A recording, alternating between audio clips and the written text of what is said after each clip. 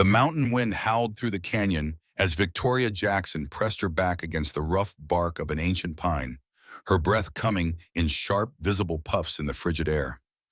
Below her, the voices of the search party echoed off the stone walls, their torches casting dancing shadows that seemed to reach for her like grasping fingers. She clutched the bundle of supplies closer to her chest, knowing that if they found her now, everything would be lost. The irony wasn't lost on her that the same people who had mocked her for being childless were now hunting her through these mountains, determined to drag her back to a life that had become a prison of expectations and cruelty. "Victoria Jackson, you come down from there right now," Sheriff Daniel Powell's voice boomed through the darkness. "This foolishness has gone on long enough. Your husband is worried sick, and the whole town is out looking for you." She almost laughed at the absurdity of it. Worried sick. Charles Reyes hadn't been worried about anything except his reputation and the inheritance his family expected him to produce. The memory of his words still burned in her chest like acid. "What good are you if you can't even give me a son? My mother was right about you. Barren ground doesn't yield crops, no matter how much you water it." The search party's voices grew fainter as they moved further down the canyon, but Victoria remained motionless against the tree. She had learned patience in these past months, learned to read the mountain's moods and respect its dangers. The man who had taught her these lessons was somewhere up ahead, waiting for her at the cabin he had built with his own hands in a place so remote that most people didn't even know it existed. Before we see how this ends, tell us where you are watching from and hype this video in the comments. Nicholas Thomas had been nothing more than a legend when she first heard about him in the general store 6 months ago. The women would lower their voices when they spoke of the mountain man who lived somewhere beyond the tree line, surviving winters that killed lesser men and avoiding all contact with civilization. They painted him as something between a hermit and a wild animal, dangerous and unpredictable. But Victoria had seen something different in his eyes that day he had emerged from the forest like a ghost made flesh. Appearing at the edge of town, just as the cruel laughter of the church ladies reached its crescendo. The memory of that afternoon was seared into her consciousness with perfect clarity. She had been walking past the church after another failed visit to Doc Matthews, another confirmation that her body remained stubbornly empty despite 3 years of marriage. The circle of women had been gathered on the front steps, their voices carrying clearly in the still air. "Poor Charles," Nancy Ruiz had said, shaking her head with false sympathy. "Married to a woman who can't even fulfill her most basic purpose. What's the point of a wife who can't give you children?" "My grandmother always said some women are just made wrong," added Maria Wood, her voice dripping with sanctimonious pity. "Like a fruit tree that looks healthy but never bears fruit, pretty to look at, but useless in the end." The laughter that followed had been sharp and cutting, each giggle a small knife twisting in Victoria's chest. She had quickened her pace, desperate to escape their judgment, but their words had followed her like a pack of hunting dogs. "At least she's finally accepting it," Laura Parker had called after her. "I heard Charles is considering his options. A man needs sons to carry on his name." It was at that moment, with tears blurring her vision and shame burning in her throat, that Victoria had nearly collided with the stranger standing at the edge of the churchyard.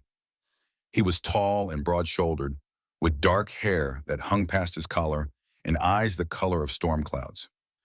His clothes were rough and practical, clearly handmade, and he moved with the quiet confidence of someone who had learned to trust only himself. But it wasn't his appearance that had stopped her in her tracks. It was the expression on his face as he looked past her at the group of women still laughing on the church steps. There was a coldness in his gaze that made the autumn air seem warm by comparison. And when he spoke, his voice was quiet but carried the weight of absolute certainty. "Seems to me," Nicholas Thomas had said, his words pitched just loud enough for the church ladies to hear, "that a woman who shows kindness to wounded animals and tends to the sick without being asked has more worth than a dozen gossips who measure their value by tearing others down." The laughter had died instantly. Nancy Ruiz had actually taken a step backward, as if the stranger's presence was something physical and threatening.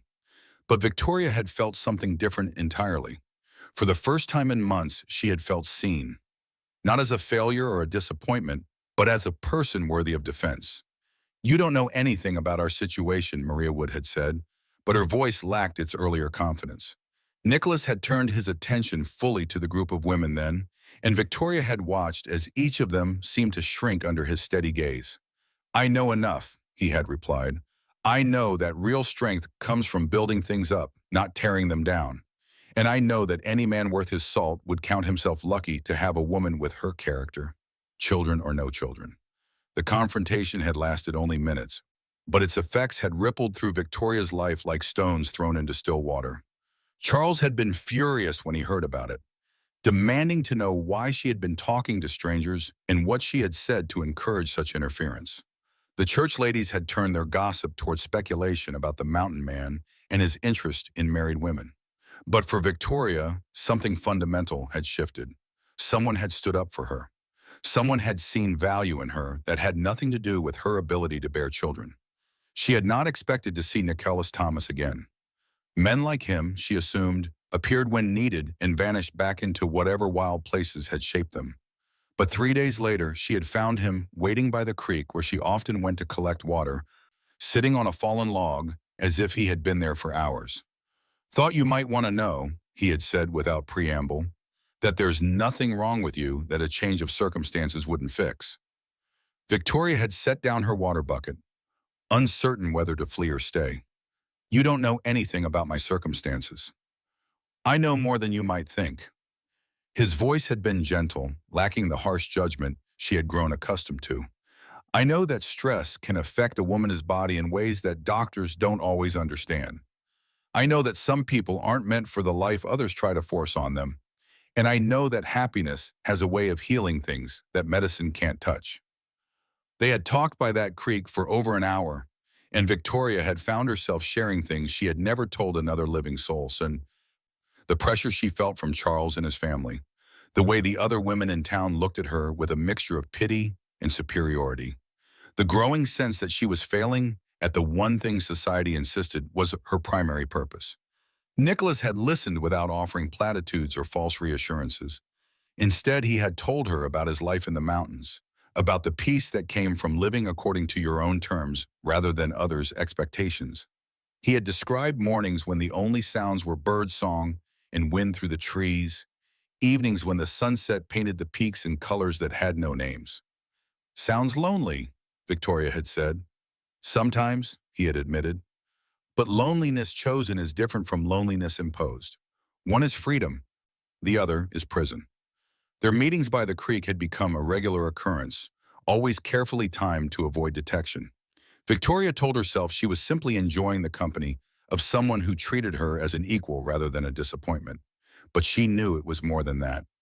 Nicholas saw her not as a broken thing to be fixed, but as a person capable of choosing her own path. The change in her had not gone unnoticed at home.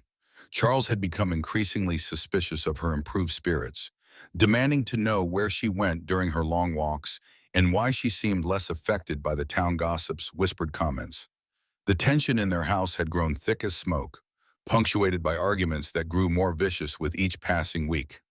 You're different, Charles had accused her one evening in October, his face flushed with whiskey and frustration. Secretive, like you're hiding something from me. I'm not hiding anything, Victoria had replied, but even as she spoke the words, she knew they weren't entirely true. She was hiding her growing certainty that the life she was living was not the life she was meant for. The breaking point had come 3 weeks ago, during the Harvest Festival. Victoria had been helping to serve food at the church social when she overheard Nancy Ruiz talking to the pastor's wife about Charles's growing frustration with his childless marriage. He's been asking around about annulment, Nancy had said, her voice carrying the satisfaction of someone sharing particularly juicy gossip. Says he can't waste any more years on a barren woman when he needs to think about his legacy. The plate Victoria had been holding slipped from her hands, shattering against the wooden floor with a sound that seemed to echo through the entire hall. Conversations stopped, heads turned, and she found herself the center of attention in the worst possible way.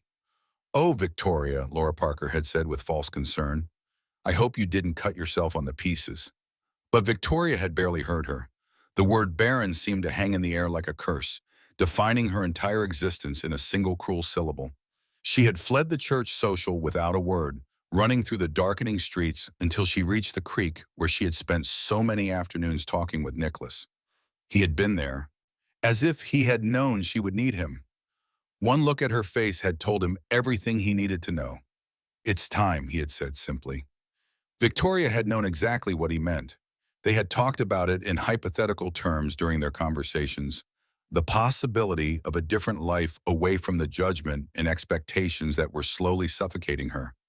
But hearing him say it aloud had made it real in a way that both terrified and exhilarated her. "I can't just leave," she had protested, even as part of her mind was already calculating what she would need to take and what she could leave behind. Why not? The question had been posed without judgment, simply an invitation to examine her own assumptions. Because, because it's not done. Because I'm married. Because people will talk. Nicholas had been quiet for a long moment, watching the water flow over the smooth stones. "People are already talking," he had said finally. "The question is whether you want to live your life trying to silence their tongues, or whether you want to live it in a way that makes their opinions irrelevant." That night, Victoria had lain awake staring at the ceiling while Charles snored beside her, his body taking up more than half of their narrow bed. She had thought about the mountain cabin Nicholas had described, about mornings filled with birdsong instead of criticism, about the possibility of discovering who she might be if she wasn't constantly trying to be who others expected her to be. The decision, when it finally came, had felt less like a choice and more like an inevitability. Victoria had begun making preparations with the methodical care of someone planning a military campaign. She had gradually moved small items out of the house, hiding supplies in the old root cellar behind the church where no one would think to look. She had studied the mountain trails during her walks, memorizing landmarks and escape routes. The night she finally left had been moonless and cold, with storm clouds building on the horizon. Charles had been drinking heavily at the saloon, celebrating some business deal with his cronies, and Victoria knew he wouldn't return home until well past midnight. She had packed only the essentials: warm clothes, basic supplies, and the small amount of money she had managed to save from her household allowance over the years. She had left no note. What could she have said that wouldn't sound like either an accusation or an excuse? Instead, she had simply walked out of the house that had never felt like a home and into the darkness that promised, if not happiness, then at least the possibility of peace. Nicholas had been waiting for her at the agreed-upon meeting place, a grove of aspen trees at the base of the mountain trail. He had taken her pack without comment, redistributing the weight between them with the practiced efficiency of someone who understood the demands of mountain travel. "You sure about this?" he had asked, giving her one last chance to change her mind. Victoria had looked back toward the town, its few lit windows twinkling like fallen stars in the valley below. Somewhere down there, Charles was probably still drinking and laughing, unaware that his wife had just walked out of his life forever. Somewhere down there, the church ladies were sleeping peacefully, secure in their certainty that they knew how the world should work and confident in their right to judge those who didn't fit their narrow definitions. "I'm sure," she had said, and meant it. The journey to Nicholas's cabin had taken 2 days of hard climbing through terrain that would have been challenging for an experienced mountaineer. For Victoria, who had never been more than a few miles from town, it had been a revelation. The physical demands of the trail had pushed her body to its limits. But with each step away from civilization, she had felt something inside her loosening, like a knot that had been pulled tight for years finally beginning to unravel. Nicholas had been a patient teacher, showing her how to read the weather and the color of the clouds, how to find water by following the flight patterns of birds, how to move quietly through the forest without disturbing its natural rhythms. He had spoken little during their climb, but his presence had been steady and reassuring, a reminder that she was no longer facing the world alone. The cabin, when they finally reached it, had been nothing like what Victoria had expected. She had imagined something rough and primitive, little more than a shelter against the elements. Instead, she found herself looking at a structure that was clearly the work of someone who understood both craftsmanship and comfort. The walls were built from carefully fitted logs, chinked with clay and moss to keep out the wind. The roof was solid and well maintained, designed to shed snow and rain without leaking. Windows had been cut into the walls and fitted with real glass, not the oiled paper she had expected. Inside, the cabin was even more impressive. The main room centered around a large stone fireplace that radiated warmth throughout the space. Shelves lined the walls, filled with books that spoke of a mind hungry for knowledge and ideas. The furniture was simple but well made, clearly crafted by someone who understood the value of both function and beauty. "You built all this yourself?" Victoria had asked, running her fingers along the smooth surface of a wooden table that would have been at home in any fine house in town. "Had plenty of time," Nicholas had replied with a slight smile, "and plenty of motivation to get it right. A man can die up here if his shelter isn't sound." That first night in the cabin, Victoria had lain in the small bedroom Nicholas had given her, listening to the wind howl through the peaks outside. For the first time in years, she had felt safe. Not just physically safe, though the solid walls and warm fire certainly contributed to that feeling, but safe in a deeper way. Safe from judgment, safe from expectations, safe from the constant pressure to be something she wasn't. The days that followed had fallen into a rhythm that felt natural despite being completely foreign to everything Victoria had known. She and Nicholas worked together to prepare for winter, cutting and splitting wood, preserving food, checking and repairing the cabin's defenses against the cold that was already beginning to creep down from the higher peaks. Nicholas proved to be a thoughtful companion, sharing his knowledge freely, but never making her feel ignorant or incapable. He showed her how to tan hides for leather, how to identify edible plants, how to predict weather changes by watching animal behavior.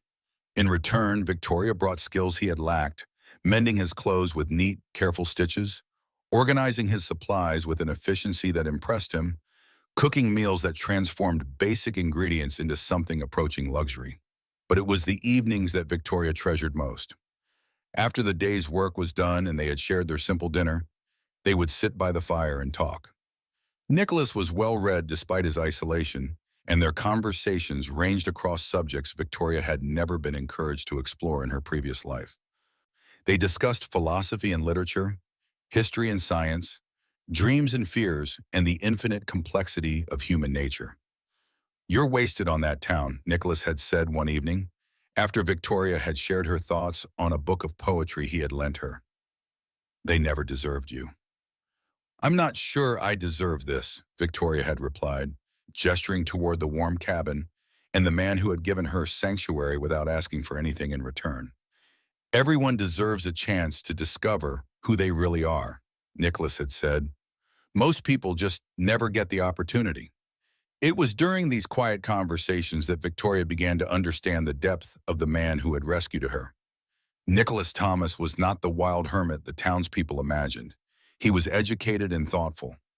Someone who had chosen solitude not from an inability to connect with others, but from a clear-eyed assessment of what society had to offer and a decision that he could build something better on his own terms.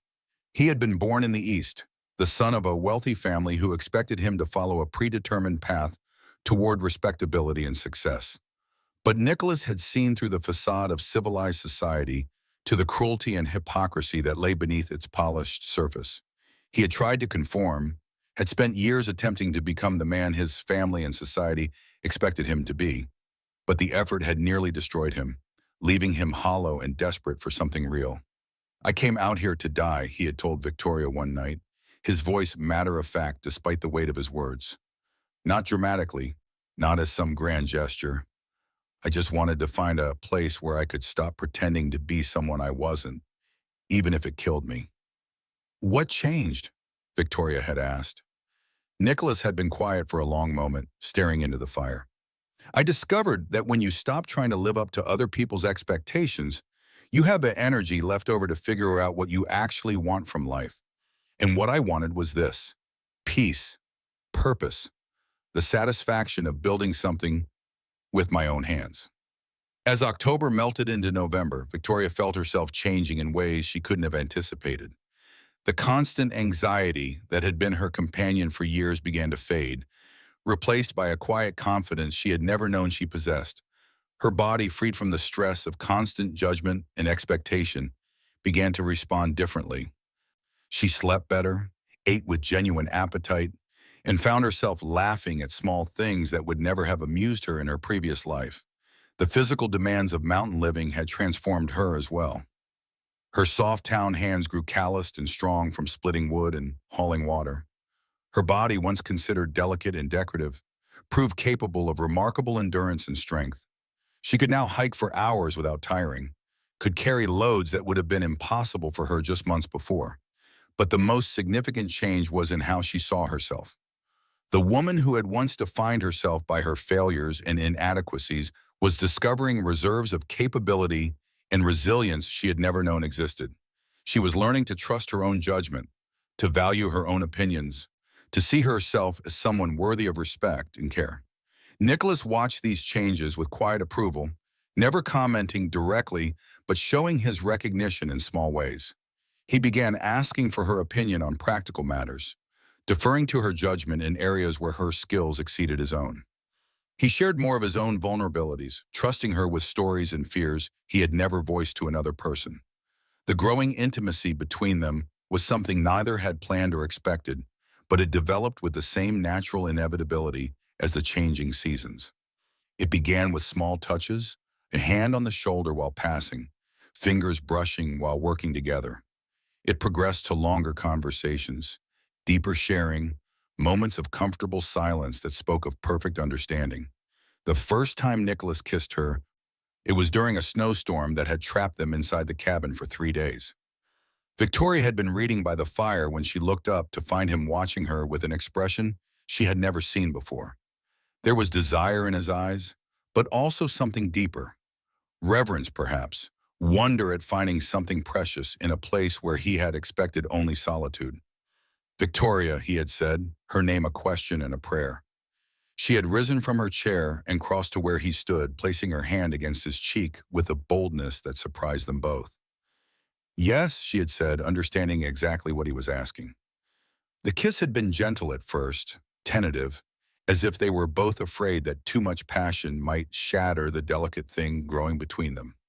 But as Victoria responded, Nicholas's restraint had crumbled, and she had discovered that desire could be something entirely different from what she had known in her marriage.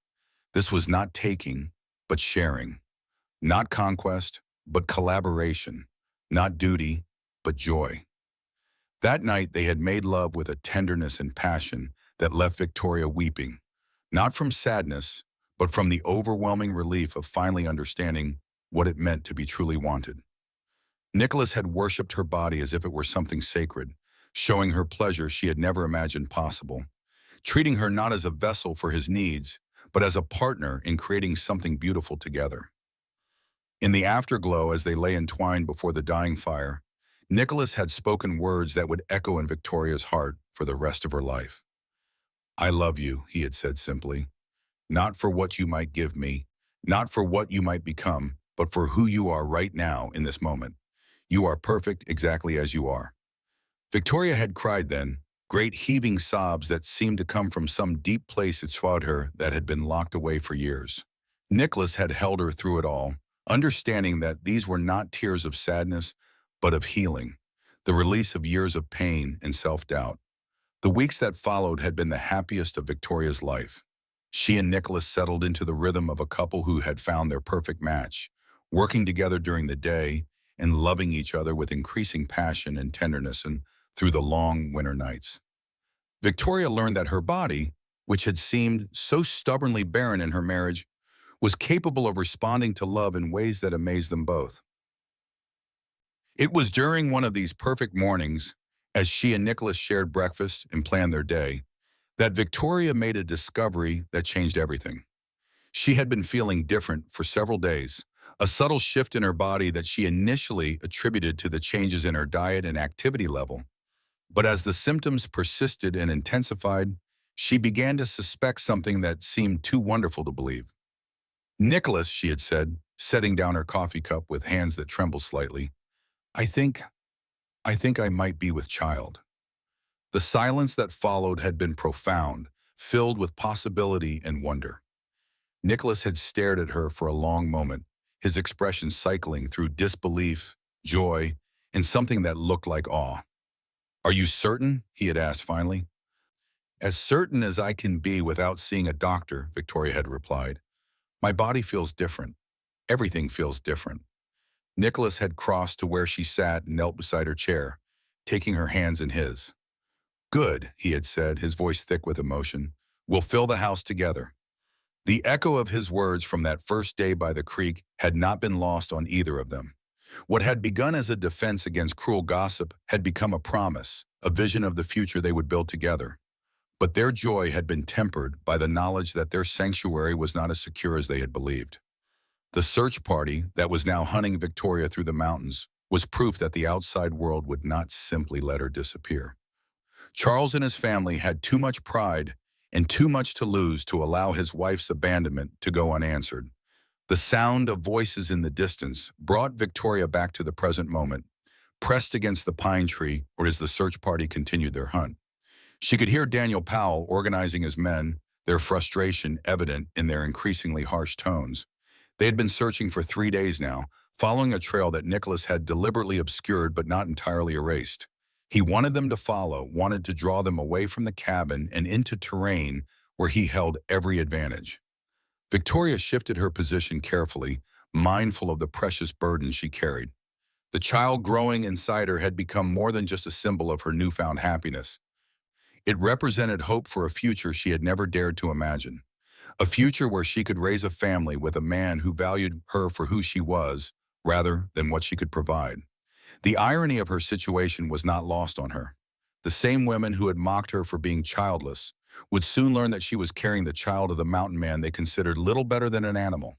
The scandal would provide them with gossip for years to come, but Victoria found she no longer cared about their opinions. Their judgment had lost its power over her the moment she chose to define herself by her own standards rather than theirs. A twig snapped somewhere below her position, and Victoria froze. One of the searchers had broken away from the main group and was climbing toward her hiding place. Through the branches, she could see the glow of his torch growing brighter as he approached. Her heart hammered against her ribs as she tried to make herself smaller against the tree trunk. "Nothing up here, Sheriff," the man called down to his companions. "Just rocks and trees." Victoria held her breath until the searcher turned and began making his way back down the slope. Only when his torch had rejoined the others did she allow herself to breathe normally again. The close call reminded her that despite Nicholas's careful planning, they were still in very real danger. The plan they had developed was simple but risky.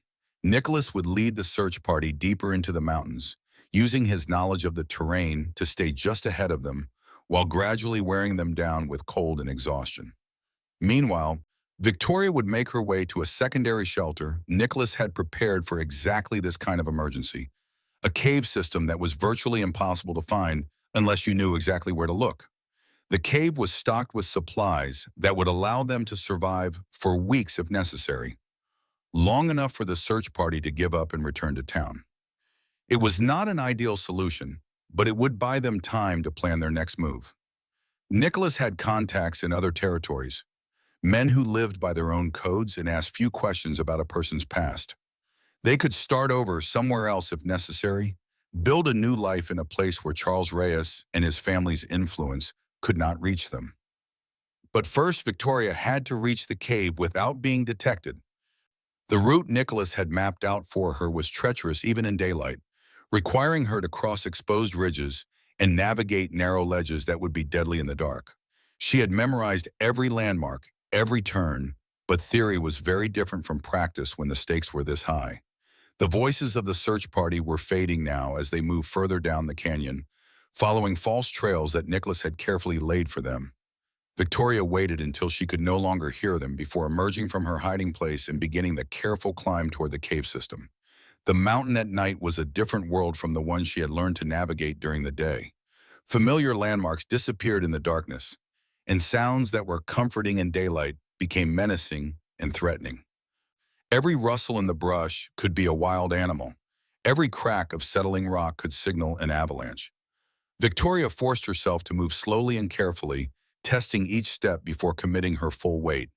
The first part of the climb was through dense forest, where the canopy blocked out most of the starlight but provided cover from anyone who might be watching from below. Victoria navigated by touch and memory, following a deer trail that wound between massive pine trees and over fallen logs. Her hands were soon scraped and bleeding from grabbing rough bark and sharp rocks, but she pressed on, driven by the knowledge that stopping meant capture and the destruction of everything she had found with Nicholas. As she climbed higher, the forest began to thin, giving way to exposed rock faces and treacherous scree slopes.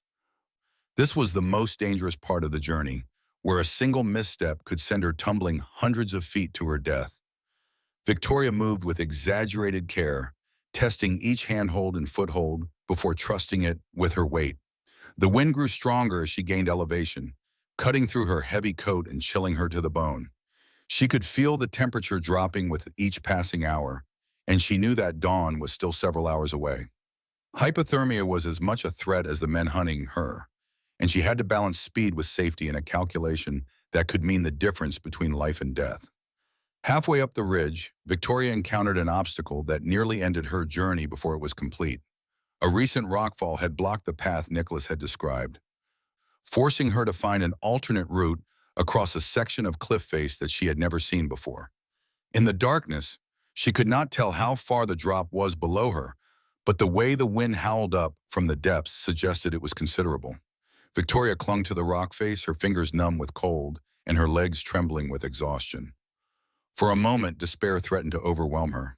She was alone on a mountain in the middle of the night, pregnant and being hunted by men who would show her no mercy if they caught her. The sensible thing would be to surrender, to climb back down and accept whatever fate awaited her in town. But then she thought of Nicholas, somewhere in the darkness below, risking his own life to lead the search party away from her. She thought of the child growing inside her, innocent and depending on her for protection. She thought of the life they could build together if she could just find the strength to keep moving. With renewed determination, Victoria began working her way across the cliff face, moving inch by inch along a ledge that was barely wider than her boots. She pressed her body against the rock and tried not to think about the drop below her, focusing instead on the rhythm of movement. Reach, test, step, breathe. Reach, test, step, breathe. It took her nearly an hour to cross the 100 yards of exposed cliff face, but finally she felt solid ground beneath her feet again. The relief was so overwhelming that she nearly collapsed, but she forced herself to keep moving. The cave system was still another mile ahead, and she could not afford to waste time recovering from her fear. The final approach to the cave was through a maze of rock formations that looked like the ruins of some ancient city. Nicholas had described this place to her in detail, but seeing it in person was still disorienting.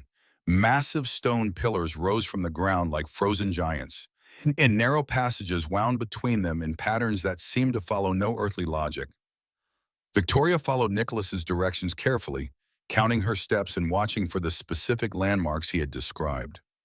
A boulder shaped like a sleeping bear, a formation that resembled a church steeple, a narrow gap between two rocks that was just wide enough for a person to squeeze through sideways. The entrance to the cave system was hidden behind a curtain of stone that looked like solid rock until you were close enough to see the narrow opening behind it. Victoria slipped through the gap and found herself in a passage that led deep into the heart of the mountain. The air was warmer here, protected from the wind, and she could smell the faint smoke of a fire somewhere ahead. Nicholas had prepared well. The main chamber of the cave system was large enough to stand upright in, with a natural chimney that drew smoke up and out through cracks in the rock. A small fire burned in a ring of stones, providing both warmth and light. Supplies were stacked neatly along the walls: food, blankets, water, and everything they would need to survive an extended stay. Victoria sank down beside the fire, finally allowing herself to acknowledge how exhausted she was. Her legs trembled with fatigue, and her hands shook as she held them out to the warmth. But she was safe, at least for now, so she had made it to the cave without being detected, and soon Nicholas would join her here. She tried not to think about what would happen if he didn't come. Nicholas knew these mountains better than anyone, but he was still just one man against a dozen searchers.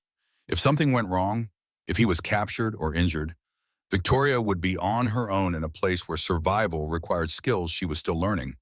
But Nicholas had promised he would come, and Victoria had learned to trust his promises absolutely. He had never failed to keep his word, never left her to face danger alone. If he said he would find her in this cave, then she had to believe he would find a way to make it happen. The hours passed slowly as Victoria waited.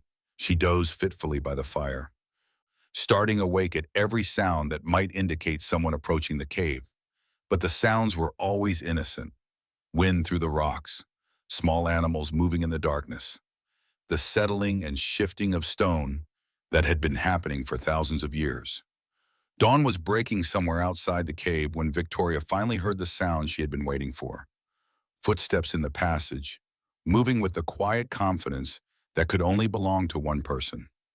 A moment later, Nicholas appeared in the entrance to the main chamber, his face drawn with exhaustion, but his eyes bright with relief at seeing her safe.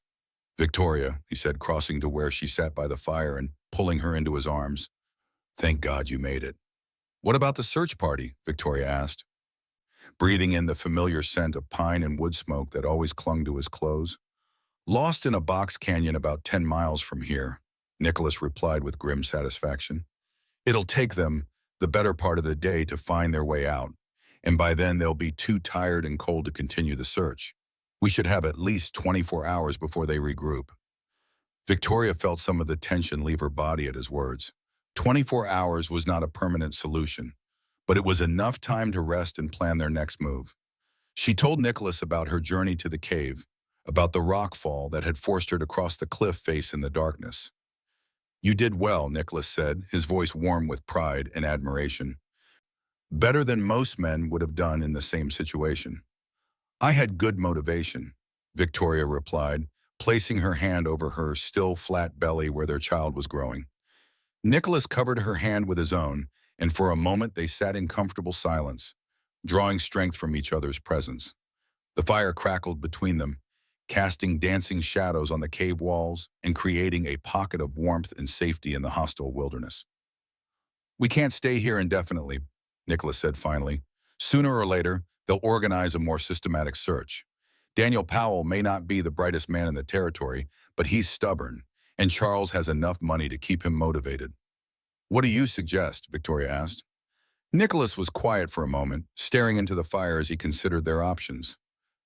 "I have a friend in Colorado Territory," he said finally.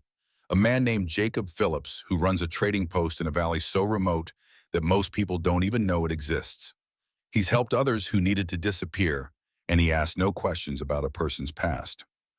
"How far is Colorado?" Victoria asked. 2 weeks of hard travel, maybe 3 with winter coming on," Nicholas replied. "It won't be easy, especially with you carrying a child, but it's our best chance for a new start." Victoria considered this. 2 weeks of travel through mountain wilderness in winter conditions would be dangerous under any circumstances. Pregnant and being pursued by determined men, it would be nearly suicidal. But staying meant eventual capture, and capture meant separation from Nicholas and the loss of everything they had built together. "When do we leave?" she asked. Nicholas smiled, and Victoria saw in his expression the same fierce determination that had drawn her to him in the first place. "Tonight," he said, "we'll rest during the day and move out after dark. By the time they realize we're gone, we'll have a full night's head start." The day passed quickly as they prepared for the journey ahead. Nicholas checked and rechecked their supplies, calculating weights and distances with the precision of someone whose life depended on getting such things right. Victoria mended their clothes and packed food that would travel well and provide the nutrition they would need for the challenging weeks ahead. As evening approached, they shared what might be their last meal in relative safety for some time. The food was simple: dried meat and hardtack washed down with water from an underground spring, but it tasted like a feast to Victoria. She was learning to find joy in small things, to appreciate moments of peace and comfort without taking them for granted. "Are you frightened?" Nicholas asked as they prepared to leave the cave. Victoria considered the question honestly. "Yes," she said finally, "but not of the journey or the wilderness or even the men who are hunting us. I'm frightened of losing this, losing you, losing the chance to see what kind of life we can build together." Nicholas took her hands in his calloused fingers warm against her cold skin. "You won't lose me," he said with quiet conviction. "Whatever happens, whatever we have to face, we'll face it together. That's a promise." Victoria believed him. In the months she had known Nicholas Thomas, he had never made a promise he couldn't keep or spoken words he didn't mean. If he said they would face the future together, then she would trust in that promise even when the odds seemed impossible. They left the cave as full darkness settled over the mountains, moving like ghosts through the maze of rock formations that guarded the entrance. Nicholas led the way, his knowledge of the terrain allowing them to travel quickly despite the darkness. Victoria followed close behind, her confidence growing with each step that took them further from their pursuers. The route Nicholas had chosen would take them north initially, away from the direction their enemies would expect them to go. They would travel through high country that few people ever saw, crossing passes that were already thick with snow and following game trails that existed more in Nicholas's memory than on any map. The first night of travel was brutal. The temperature dropped well below freezing, and the wind cut through their heavy clothes like a knife.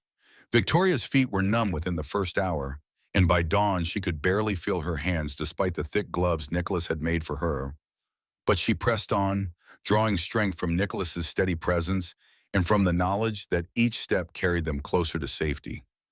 They traveled in silence for the most part, communication limited to hand signals and whispered warnings about obstacles in the path. As dawn broke, they found shelter in a grove of pine trees that provided protection from the wind and concealment from anyone who might be following. Nicholas built a small, smokeless fire using techniques he had learned from the native tribes who had once called these mountains home. The warmth was a blessing that Victoria felt in every fiber of her being. "How far did we come?" she asked as they shared a breakfast of dried fruit and jerky. "Maybe 15 miles, Nicholas replied on. "Good progress for the first night, especially in these conditions." Victoria felt a surge of pride at his words. 15 miles through mountain wilderness in freezing darkness was more than she would have thought possible just months ago.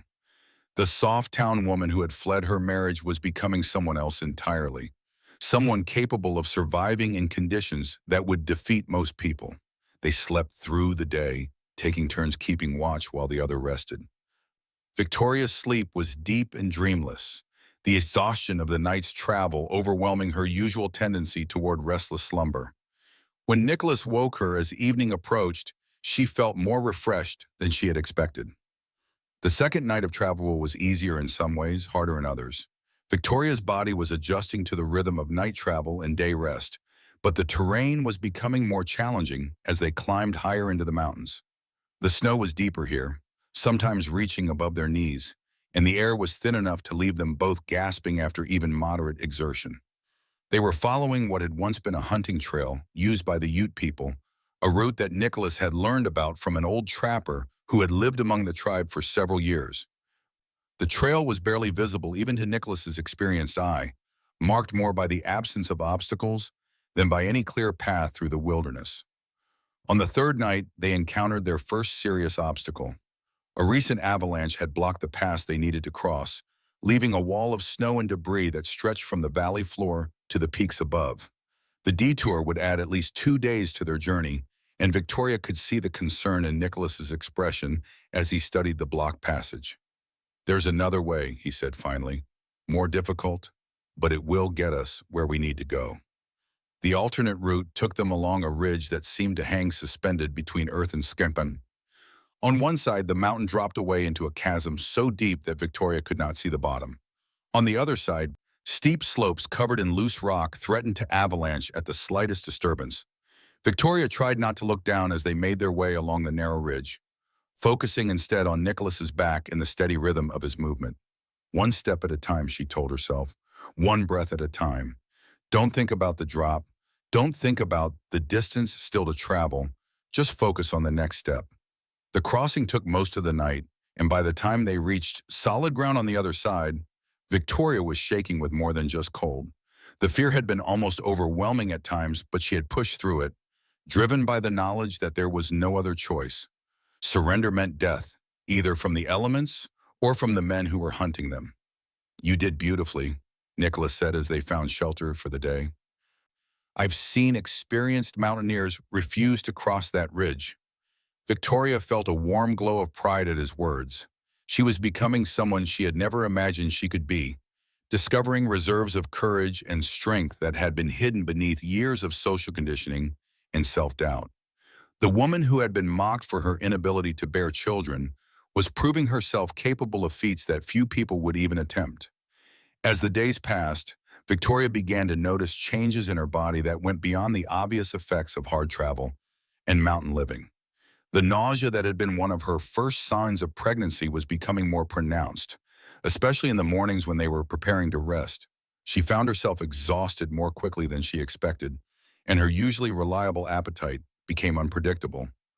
Nicholas noticed these changes as well, though he said nothing directly.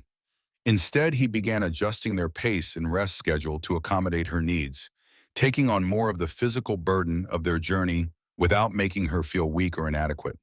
His care was subtle but constant, a reminder that she was not facing this challenge alone. On the seventh night of their journey, they encountered other travelers for the first time. A group of fur trappers was camped in a valley they needed to cross, their fires visible from miles away in the clear mountain air. Nicholas studied the camp through a small telescope he carried, trying to determine whether these men represented a threat or an opportunity. "I know one of them," he said finally. "Matthew Parker. He's a good man, someone we can trust." The decision to approach the trappers' camp was not made lightly. Any contact with other people increased the risk of their location being discovered by their pursuers. But they needed supplies, and the trappers might have information about conditions on the trail ahead. Matthew Parker proved to be a weathered man in his 50s, with the kind of steady competence that came from decades of surviving in the wilderness. He greeted Nicholas like an old friend and accepted Victoria's presence without question or judgment. In the world of mountain men and trappers, a person's past was their own business, and privacy was respected absolutely. "Heard there was some excitement down in the valley towns," Matthew said as they shared coffee around his fire. "Search parties out looking for someone. You folks wouldn't know anything about that, would you?" Nicholas and Victoria exchanged glances, and Victoria saw him make the decision to trust this man with at least part of their story. "My wife left an unhappy situation," Nicholas said carefully. "Some people aren't willing to let her go." Matthew nodded as if this explanation was perfectly reasonable. "Figured it was something like that. You heading for Colorado territory?" "Eventually," Nicholas replied. "Well, you picked a hell of a time there for it," Matthew said. "Weather's been turning nasty up in the high country, early winter this year, and it's going to be a hard one. You sure you want to try crossing the divide with a woman in her condition?" Victoria felt her cheeks burn at the casual reference to her pregnancy, but Matthew's tone held no judgment, only practical concern. In this world, pregnancy was simply another factor to be considered when planning dangerous travel, not a source of shame or gossip. "What would you suggest?" Nicholas asked. Matthew was quiet for a moment, considering. "There's a cabin about 3 days north of here," he said finally. "Built it myself about 10 years ago as a winter shelter. Nobody's used it in the last couple of seasons. You could hole up there until spring, wait for better traveling conditions." The offer was tempting, but Victoria could see the concern in Nicholas's expression. Winter in the high country would mean months of isolation, cut off from any possibility of help if something went wrong. And their pursuers would not simply give up the search because of bad weather. "That's generous of you," Nicholas said. "But I'm not sure staying put is an option for us right now." Matthew nodded understanding. "Well, if you're determined to keep moving, I'd suggest you get through Devil's Gate before the next storm hits. After that, it's going to be closed until spring." Devil's Gate was a narrow pass that Nicholas had mentioned as one of the most dangerous parts of their route. If the weather closed it before they could get through, they would be trapped on the wrong side of the mountain range with winter closing in around them. "How long do we have?" Nicholas asked. Matthew studied the sky, reading signs that were invisible to Victoria but clear as words on a page to men who lived by understanding weather. 3 days, maybe 4 if you're lucky. But I wouldn't count on luck if I were you." They left the trappers' camp that night with fresh supplies and detailed information about the trail ahead. Matthew had drawn them a map showing the location of his cabin and the best route to Devil's Gate, along with warnings about the specific dangers they would face along the way. The next 3 nights were a race against time and weather. Victoria could feel the storm building and the pressure changes that made her ears pop and the way the wind seemed to carry the smell of snow, even when the sky was clear. Nicholas pushed them harder than before, but he was careful not to exhaust Victoria to the point where she might make a dangerous mistake. They reached Devil's Gate just as the first snow began to fall. The pass was a narrow cleft between two towering peaks, so narrow in places that they had to remove their packs and squeeze through sideways. The walls rose hundreds of feet on either side, creating a natural funnel that concentrated the wind into a howling fury. Victoria had never experienced anything like the wind in Devil's Gate. It seemed to come from every direction at once, threatening to knock them off their feet or slam them against the rock walls. Snow swirled through the pass like a living thing, reducing visibility to just a few feet and making it impossible to see the path ahead. They were halfway through the pass when Victoria stumbled and fell, her pack sliding away from her across the icy ground. Nicholas was at her side instantly, helping her to her feet and checking for injuries. She was unhurt, but the incident reminded them both how quickly disaster could strike in conditions like these. "Can you make it?" Nicholas asked, having to shout to be heard over the wind. Victoria nodded, though she wasn't entirely certain it was true. Her legs were shaking with exhaustion, and the cold was beginning to affect her judgment. But the alternative to making it through the pass was being trapped on the exposed mountainside when the full force of the storm hit. They pressed on, linked together by a rope to prevent the separation in the blowing snow. Victoria focused on putting one foot in front of the other, trusting Nicholas to find the path through the maze of rocks and ice. The wind seemed determined to push them back, as if the mountain itself was trying to prevent their passage. When they finally emerged from the far end of Devil's Gate, Victoria collapsed in the snow, too exhausted to take another step.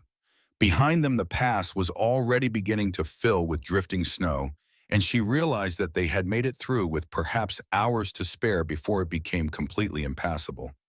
"We did it," Nicholas said, his voice filled with a mixture of relief and amazement. "We're through." But their celebration was brief. The storm was intensifying, and they needed to find a shelter quickly or risk being caught in the open when the full blizzard hit. Nicholas consulted Matthew Parker's map, trying to orient himself in the whirling snow. "There should be a cave system about a mile from here," he said. "Natural shelter that will keep us safe until this blows over." The mile to the caves felt like 10 in the driving snow and howling wind. Victoria's world narrowed to the rope connecting her to Nicholas and the rhythm of movement that kept her alive. Step, breathe, step, breathe. Don't think about the chaos. Don't think about the exhaustion. Just keep moving. The caves, when they finally found them, were a blessed relief from the storm.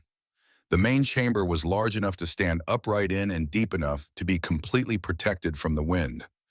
Nicholas built a fire using wood he had been carrying for just such an emergency, and soon they had warmth and light in their underground refuge. "How long will the storm last?" Victoria asked as they shared a meal of dried meat and hardtack. Nicholas listened to the wind howling outside the cave entrance. "Could be hours, could be days. Mountain storms are unpredictable, especially this early in the season." Victoria settled back against her pack, finally allowing herself to acknowledge how exhausted she was. They had been traveling for over a week through some of the most challenging terrain on the continent, and her body was reaching the limits of its endurance. The pregnancy was adding an extra layer of difficulty to everything, sapping her strength and making her more vulnerable to the effects of cold and altitude. But they had made it through Devil's Gate. They were alive, they were together, and they were one step closer to the safety that awaited them in Colorado territory. Victoria closed her eyes and listened to the storm raging outside, grateful for the solid rock walls that protected them from its fury. The storm lasted 2 days, trapping them in the cave while wind and snow raged outside with a fury that seemed almost personal. Victoria used the enforced rest to recover from the brutal crossing of Devil's Gate, sleeping deeply for the first time since they had begun their journey. Nicholas maintained the fire and kept watch, occasionally venturing to the cave entrance to check on the weather conditions. On the second day, Victoria woke to find Nicholas studying his map by the firelight, his expression thoughtful. "What is it?" she asked. "We're making good time," he said. "Better than I expected. If the weather holds after this storm passes, we could reach Jacob Phillips's trading post in another week."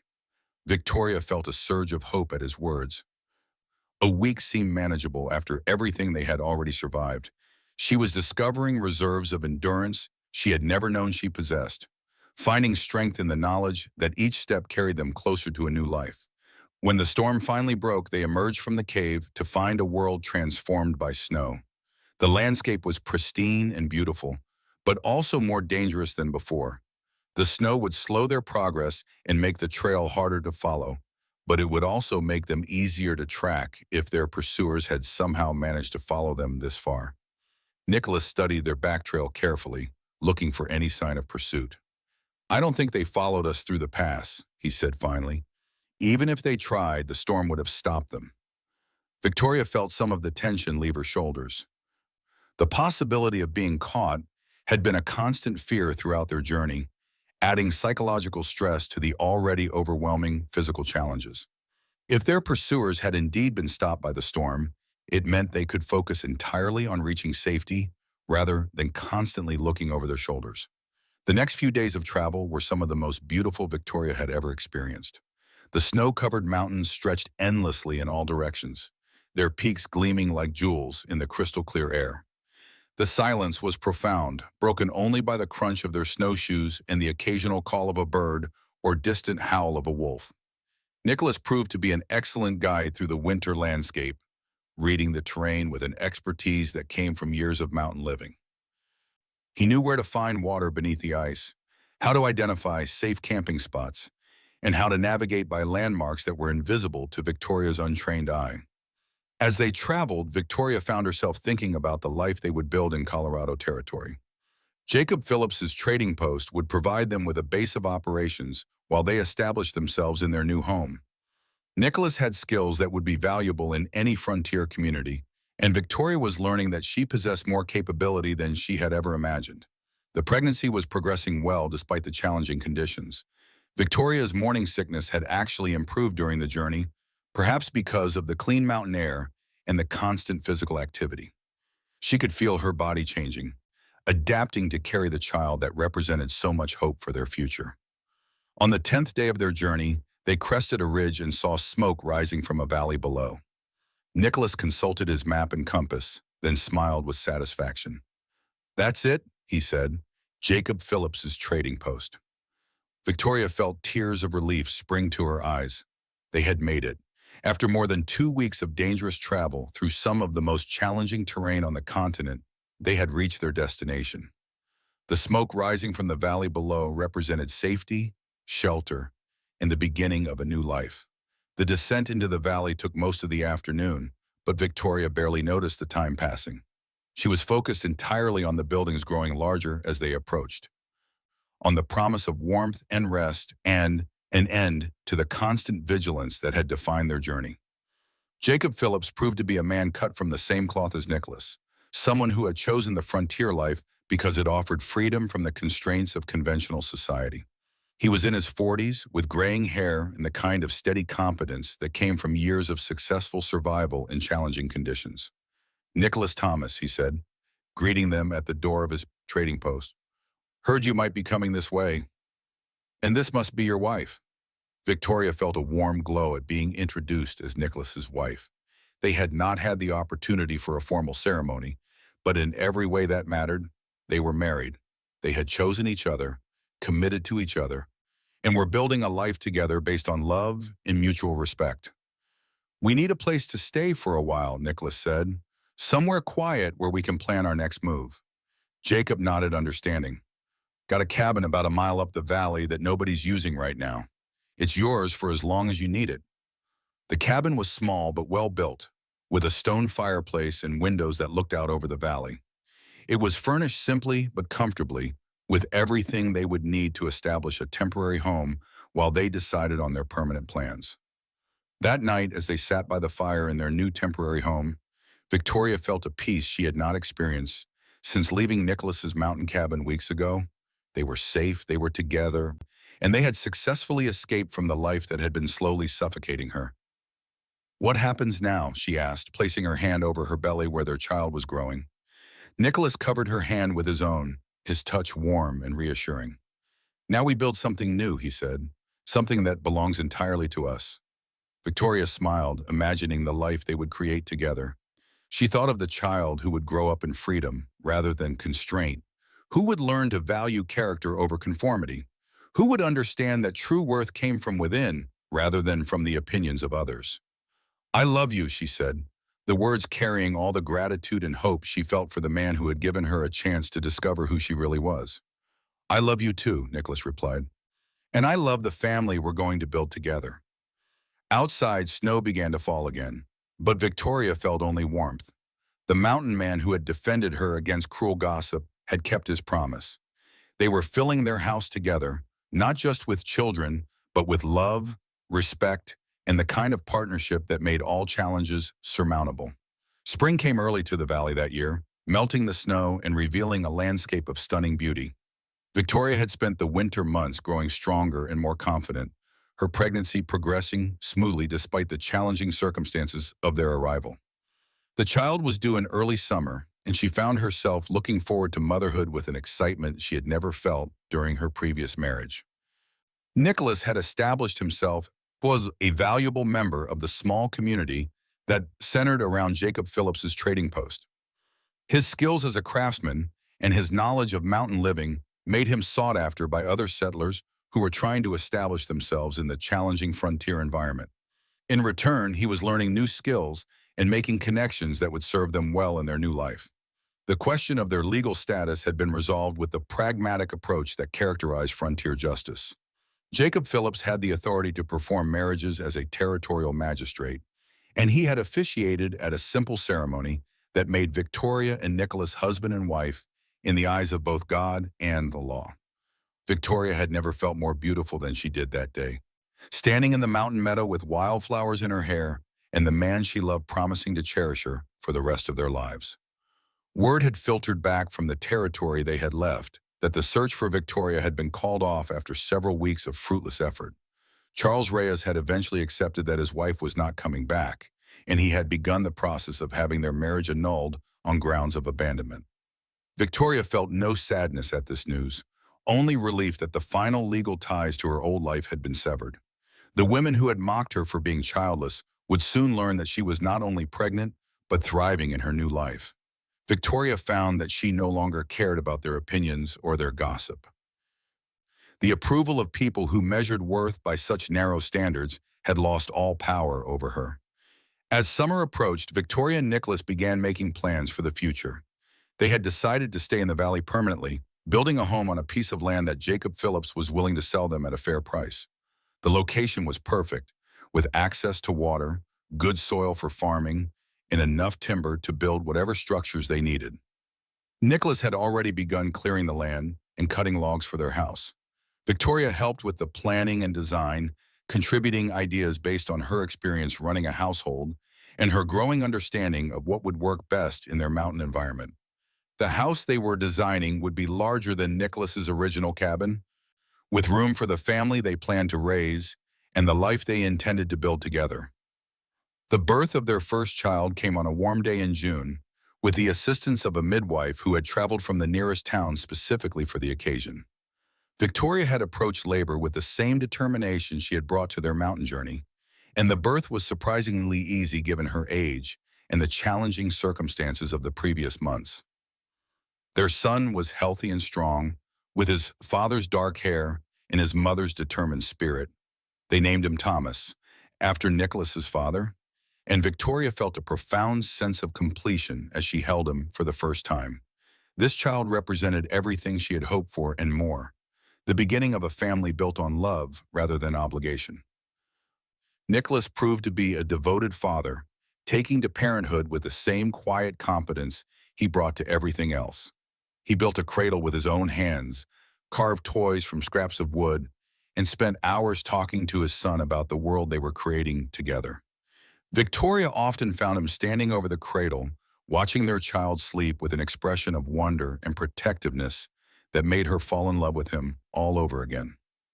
As Thomas grew from infant to toddler, Victoria discovered that motherhood was everything she had dreamed it would be and more. She delighted in every milestone, every new word and accomplishment. But more than that, she found joy in the knowledge that she was raising her child in an environment of love and acceptance, free from the rigid expectations and cruel judgments that had shaped her own early life. Their house was completed by Thomas's second birthday, a substantial structure that reflected both their practical needs and their hopes for the future. It had a large kitchen where Victoria could cook for their growing family and any guests who might visit, a workshop where Nicholas could pursue his crafts, and bedrooms for the children they planned to have. The second child came when Thomas was 3, a daughter they named Sarah, who inherited her mother's blonde hair and her father's steady temperament. Victoria's pregnancy and delivery were even easier this time, her body having adapted well to childbearing in the mountain environment. She often thought with irony about the doctors who had suggested that stress and unhappiness might be affecting her fertility. Vindicated by the ease with which she conceived and carried children, once she was living in circumstances that truly suited her. By the time Thomas was 5 and Sarah was 2, Victoria was pregnant again, carrying the third child who would complete the family they had envisioned during those long conversations by the fire in Nicholas's original cabin. The house that had once seemed large now felt perfectly sized for their growing family, filled with the sounds of children playing and the warmth of a love that had only deepened with time. The arrival of their third child, a son they named Michael, brought their family to completion in a way that felt both satisfying and perfect. Victoria, now 35, felt that she had finally found the life she was meant to live. The woman who had once been mocked for her childlessness now presided over a household filled with laughter, love, and the kind of purposeful activity that comes from building something meaningful with your own hands. Nicholas had established himself as one of the most respected men in the growing community. His skills as a builder and craftsman were in constant demand, and he had become something of an unofficial leader among the settlers who continued to arrive in the valley seeking the same kind of freedom and opportunity that had drawn him and Victoria there.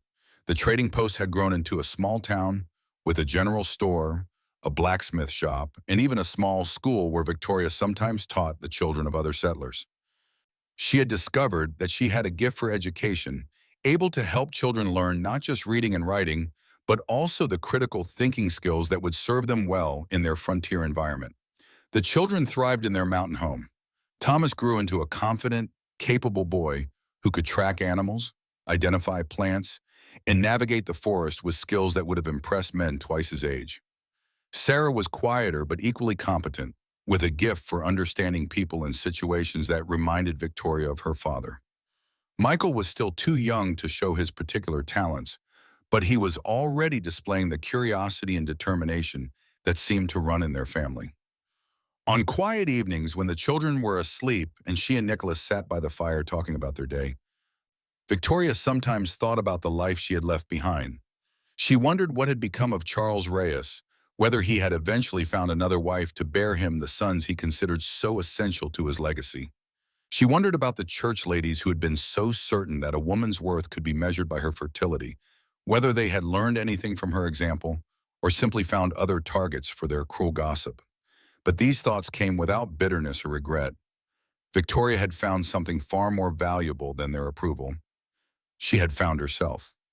The woman who had once defined herself by others' expectations had discovered her own strength, her own worth, her own capacity for love and growth and contribution to the world. "Do you ever regret it?" Nicholas asked her one evening, as if he could read her thoughts. "Leaving everything behind, taking such a risk?" Victoria considered the question seriously, as she always did when Nicholas asked her something important. She looked around their comfortable home, listened to the soft breathing of their children sleeping in the next room, felt the solid warmth of the man who had given her the courage to choose her own path. "Never," she said finally, "not for a single moment. This is the life I was meant to live, the family I was meant to have." Those women who mocked me for being childless never understood that the problem wasn't with my body, it was with my circumstances.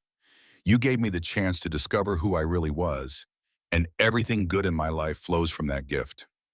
Nicholas smiled, the expression transforming his weathered face and reminding Victoria of the moment she had first seen him defending her against the cruel laughter of people who didn't matter. "Good," he said, echoing the words he had spoken so many years ago. "We filled the house together just like I promised." Victoria laughed, remembering that first conversation by the creek when the idea of leaving her old life had seemed impossible. "That you did," she agreed, "that we did." Outside, the mountain wind sang through the trees, carrying the scent of pine and snow and the promise of another day in the lump they had built together. Victoria Jackson Thomas, mother of three and wife to the man who had seen her worth when she couldn't see it herself, settled back into her husband's arms and listened to the sounds of her complete and perfect world. The woman who had once been mocked for being childless had indeed filled her house, not just with children, but with love, purpose, and the deep satisfaction that comes from living authentically. She had learned that worth is not determined by others' expectations, but by one's own choices. And that sometimes the greatest courage lies not in staying and fighting, but in walking away and building something better. In the end, the mountain man had been right. They had filled the house together, and in doing so, they had filled their lives with everything that truly mattered.